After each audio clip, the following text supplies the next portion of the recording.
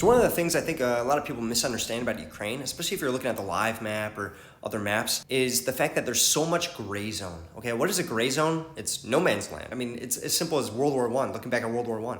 There are big, vast, even kilometer-wide areas that neither Russia nor Ukraine holds.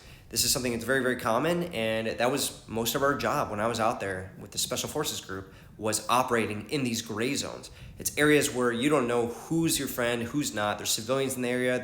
It's very, very confusing. There's mines being placed everywhere. I mean, you can even look at Nucking Futz, his YouTube channel, where his Humvee was hit by a landmine, and they were actually on a mission to go and plant mines themselves. Gray zones are incredibly dangerous. There's many, many different things. There's big question marks over many areas, and even though the map might say that Russia controls this or Ukraine holds this, oftentimes it is not that clean and simple. I would say about each line that you see, push in about 1 kilometer either way, and that's the gray zone. That's the actual territory. Why does that happen, right? Like, why can't you just push in and make these trench?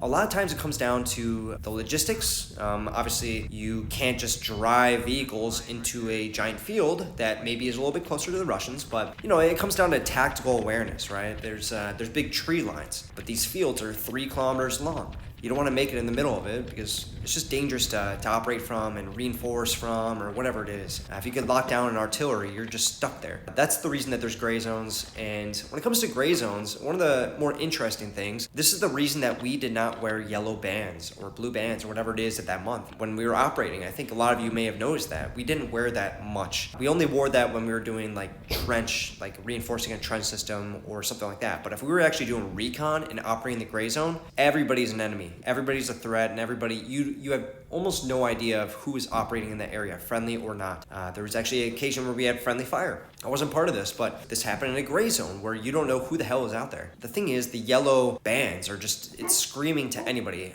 Civilians that you might think are friendly but aren't. It's screaming to the freaking Russians that are operating in this area, the Wagner. It's really dangerous, and we had made the call many, many times to take off the yellow bands as we went out into these gray zones. We decided that, okay, we're better off doing camouflage, taking it nice and slow. If we see somebody, we can do the recon and evaluate if they're enemy or not, but we don't want them to see us first. That was the big thing. So yeah, gray zones are not a happy place. It's a very, very difficult thing to go and maneuver in. It was something that was kind of fascinating. On my last mission when I was in Ukraine, a couple days prior to us going out on that mission, part of the reason we did, which was planting mines in these strategic roads, was because a couple days prior, there was a bridge that we used to pass by all the freaking time.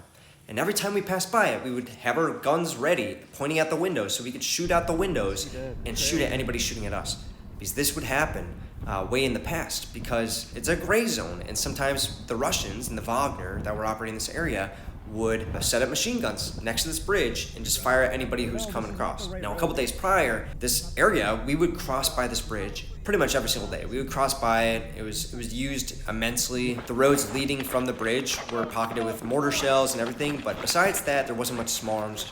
But these Wagner guys came in, and I guess it's stuff that they had learned in Syria or somewhere out in the Middle East, but they had learned how to go and tie up and make IEDs, like tie up different bombshells, 152s or whatever it is, and they planted that on top of the bridge. I forget if it was on top or below, who really knows, because this truck that was delivering this gas, this fuel, was coming across probably just another day of the job. Probably just like, okay, we're crossing through the gray zone, never been fired at before, it's a little dangerous, but I should be okay. They drove right on top of the bridge, and as they were crossing, this was Ukrainian, and they blew up. Okay, all of them were killed. Big fireball. That's what a gray zone is. It's absolutely terrifying. It's not a good place. And the strangest thing was there was a checkpoint just maybe 500 meters beyond this bridge that was manned by Ukrainians.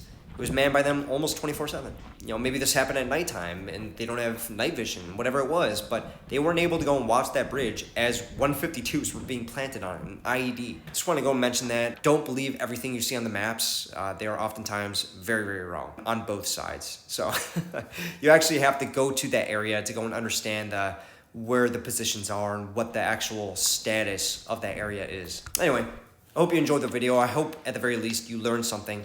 And I'll talk to you guys in the next one. Peace.